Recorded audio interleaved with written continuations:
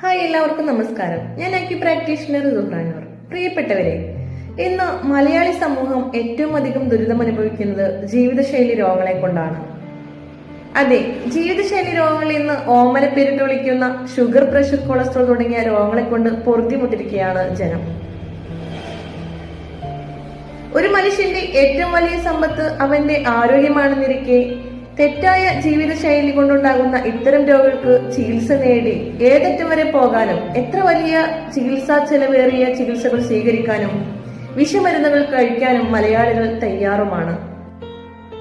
വർദ്ധിച്ചു വരുന്ന multi speciality ഹോസ്പിറ്റലുകളും ഹൈടെക് ലാബുകളും ദിനംപ്രതി മാറി വരുന്ന പുതിയ രോഗങ്ങളും അതിനായി കണ്ടെത്തുന്ന വാക്സിനേഷനുകളും കൂടുതൽ രോഗങ്ങളെയും രോഗികളെയും സൃഷ്ടിക്കുന്നു എന്നുള്ളതാണ് വാസ്തവം. ഇത് മറച്ചു വെക്കാനായി പെടാപ്പാടുപെടുകയാണ് മരുന്ന് മാഫിയ സംഘങ്ങളും അതിന്റെ ഏജന്റുമാരും.